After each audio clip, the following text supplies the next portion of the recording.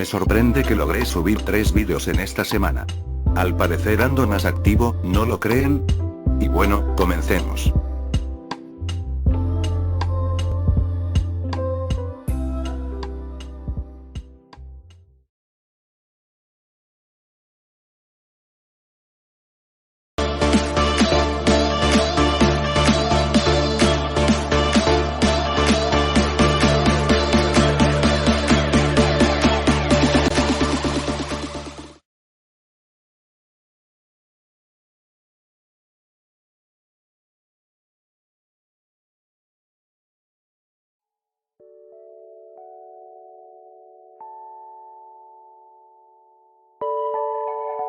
Hoy en día, Sega es conocida por juegos como Total War y la serie Yakuza. Pero muchos jugadores también recordarán que Sega solía estar en el mercado de las consolas. De hecho, en un momento, Sega incluso comenzó a vender más que Nintendo.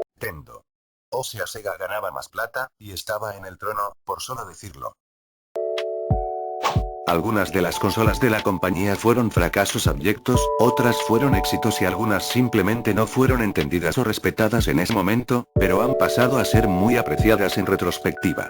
Si bien los jugadores tienen diferentes puntos de vista sobre Sega, lo que no se puede negar es que la compañía era única, innovadora y ayudó a impulsar los juegos hacia una nueva era.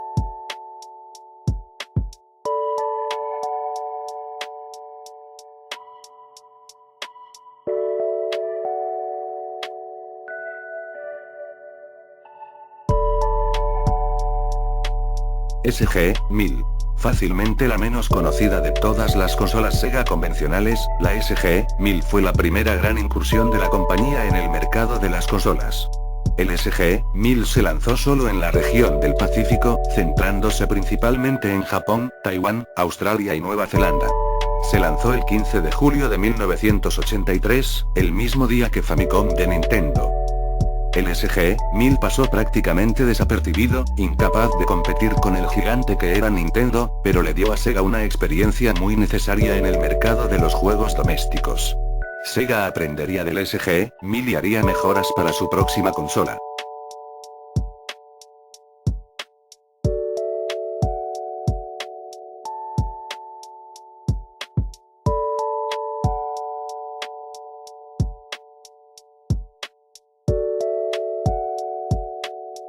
(32X). Lanzado en 1994, el 32X era un periférico, o complemento, para la consola Genesis Mega Drive.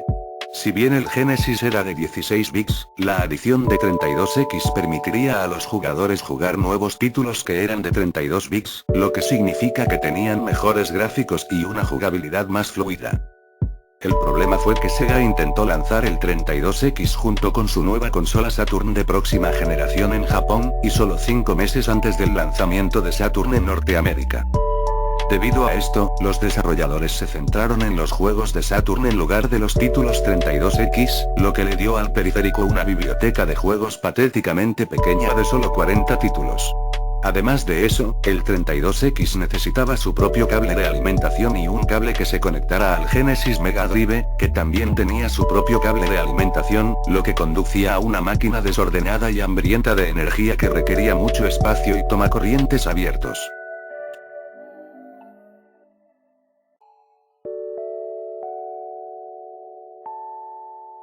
Pico. No me refería a ese pico. Pico. El Pico se lanzó en 1993 y era una consola de entretenimiento educativo para niños. En ese momento, la tecnología del Pico era bastante impresionante. Parecía una computadora portátil, pero conectada a un televisor, y venía con un lápiz óptico adjunto que podía usarse para interactuar con los juegos e incluso dibujar en el gamepad de la consola, produciendo una imagen en la pantalla. Si bien a la consola le fue moderadamente bien en Japón, fue un completo fracaso en Norteamérica. Esto se debió en gran parte a la percepción cultural de Sega y los videojuegos en ese momento. Sega acababa de ser parte de una audiencia del Congreso y se culpaba a los videojuegos de delitos y delincuencia, por lo que ningún padre quería que su hijo de 4 años aprendiera de una consola de juegos.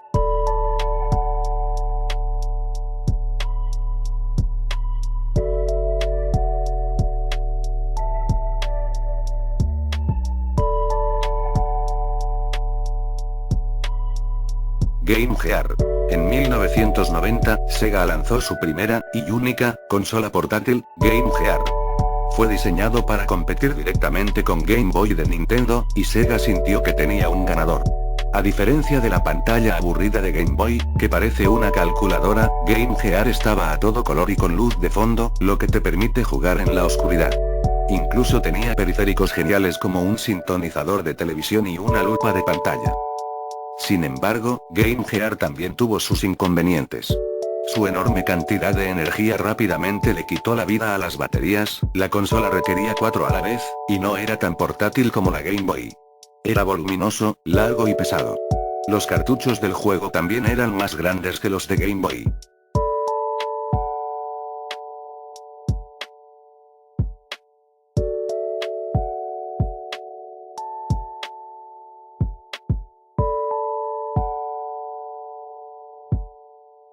Sega CD.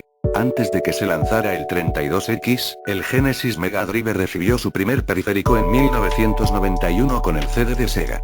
La nueva unidad de disco se adjuntó a la consola, lo que permite una mejor calidad de sonido, mejores gráficos y, lo más importante, juegos más grandes y más largos.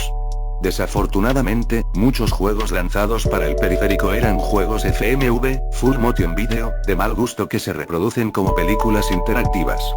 Estos se hicieron conocidos por ser de baja calidad y aburridos.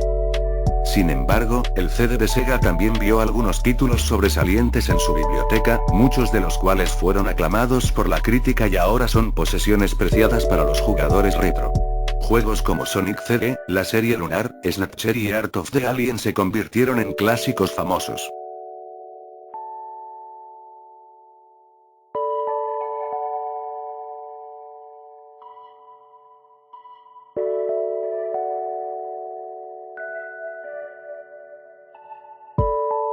Saturn. Cuando se lanzó el Saturn en los Estados Unidos. En 1995, fue un fracaso absoluto.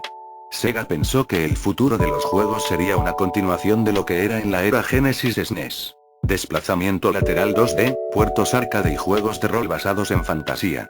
Sin embargo, el lanzamiento de PlayStation lo cambió todo. El mercado de las consolas se estaba moviendo ahora hacia juegos de aventuras totalmente en 3D, juegos de disparos en primera persona y survival horror. El Saturn no tenía ninguno de esos, por lo que los clientes eligieron otras consolas en su lugar.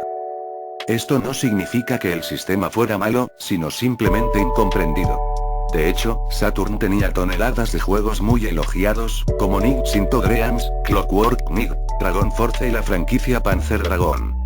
Lamentablemente, el alto precio de la consola y el desinterés de los consumidores significaron que muchos de estos excelentes títulos solo serían disfrutados por un pequeño número de jugadores.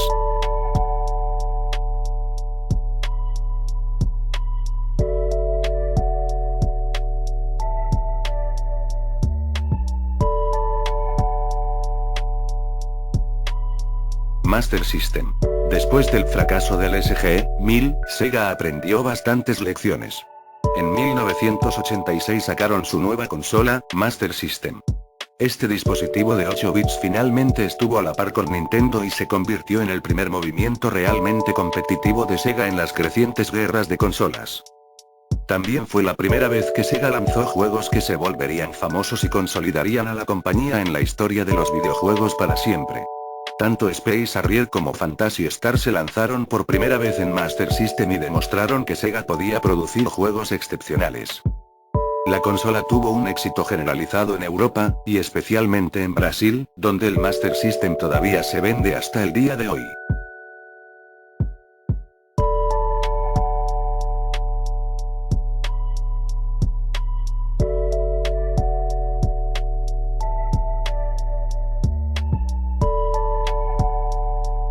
Dreamcast. Lamentablemente, la consola que muchos sostienen que es la mejor de Sega también resultó ser la última. En 1998, la compañía lanzó Dreamcast en Japón. Un año después fue lanzado en Norteamérica. Era de alta potencia, tenía mejores gráficos que cualquier otra cosa en el mercado e incluso tenía conectividad a internet incorporada. En ese momento, fue una verdadera maravilla tecnológica. También tuvo algunos juegos muy elogiados como Soul Calibur, Jet Set Radio y el innovador Shenmue. Pero a lo largo de la vida útil de Dreamcast, el inminente lanzamiento de la PS2 se cernió sobre Sega como una nube oscura. Sony estaba a punto de lanzar una máquina de juegos aún más poderosa y, debido a fallas como la 32X y Saturn, los consumidores habían perdido la fe en Sega. Esta combinación llevó a la muerte de Dreamcast y Sega como fabricante de consolas, a pesar de que Dreamcast era realmente un gran sistema. Una verdadera lástima.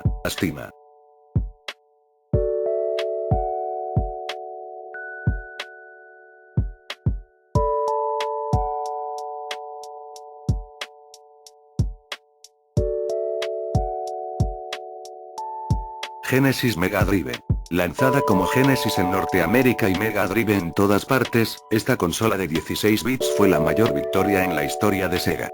Gracias a juegos exitosos como Streets of Rage, Earthworm Jim, Altered Beast y, por supuesto, la franquicia más vendida de Sega de todos los tiempos, Sonic the Hedgehog, la consola se disparó en popularidad y le dio a Nintendo una competencia seria. Parte de este éxito se debió a que Genesis Mega Drive se dirigió a un mercado más antiguo que Nintendo. Esto es más obvio en la decisión de Sega de mantener la sangre en Mortal Kombat roja, mientras que SNES la cambió a gris sudor. Lamentablemente, Sega nunca más pudo recuperar este nivel de fama, éxito y fortuna.